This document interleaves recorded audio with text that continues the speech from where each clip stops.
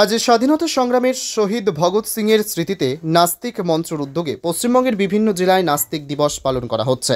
ভগৎ সিং শুধু একজন বিপ্লবী ছিলেন না, তিনি ছিলেন একজন ঘোষিত নাস্তিক। তার লেখা কেন আমি নাস্তিক আজও যুক্তিবাদী ও বিজ্ঞান মনস্ক মানুষের জন্য এক গুরুত্বপূর্ণ দলিল।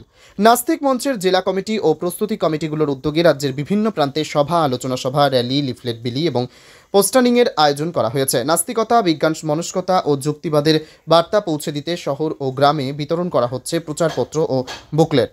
নবদ্বীপ, কৃষ্ণনগর, কালনা, কলকাতা, বহরমপুর, আসানসোল, দুর্গাপুর, শিলিগুড়ি, মালদহ সহ রাজ্যের বিভিন্ন জেলায় এই দিনটিকে গুরুত্ব সহকারে পালন করা হচ্ছে। আলোচনা সভায় উঠে আসছে ভগৎ সিংয়ের নাস্তিকতা, তার সমাজ পরিবর্তনের স্বপ্ন এবং আজকের সমাজে নাস্তিকতার প্রয়োজনীয়তা। এ বিষয়ে কি বললেন শুনবো। আজ 23শে মার্চ নাস্তিক মঞ্চের পক্ষ থেকে পশ্চিমবঙ্গের বিভিন্ন জেলায় এবং ব্লকে শহীদ ভগৎ সিংয়ের স্মৃতিতে নাস্তিক দিবস পালন হচ্ছে। আমাদের যারা নাস্তিক মঞ্চের সদস্য রয়েছেন বিভিন্ন জায়গায়, তারাও আজকে এই দিনটি পালন করছেন।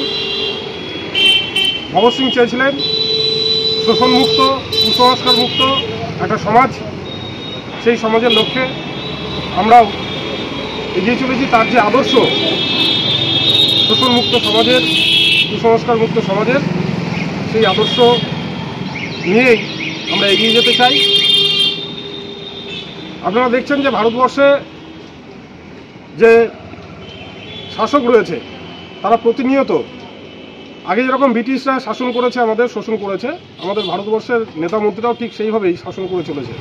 ভগৎ সিং কিন্তু এটা চায়নি। ভগৎ সিং যেরকম ব্রিটিশ শাসনের বিরুদ্ধে লড়াই করেছিল, বলে গিয়েছিল যেই শোষণ, শাসকের এই শোষণ ভারতীয়রা যাতে শাসন ক্ষমতায় না আসে, না করে, সেটারও তিনি বিরোধিতা করে গেছিলেন।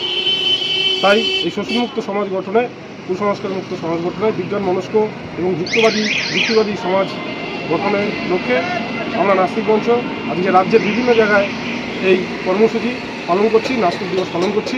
নাস্তিকতা জিন্দাবাদ, নাস্তিক মঞ্চ জিন্দাবাদ। ভগৎ সিং জিন্দাবাদ।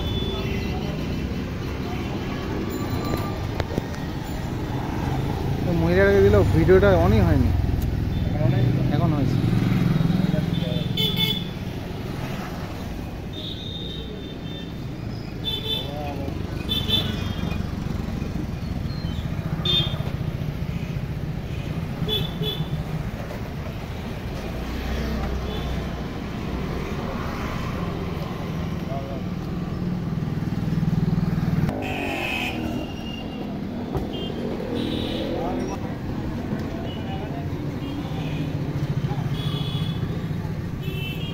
একবারে করবে না, কেটে কেটে দেবো।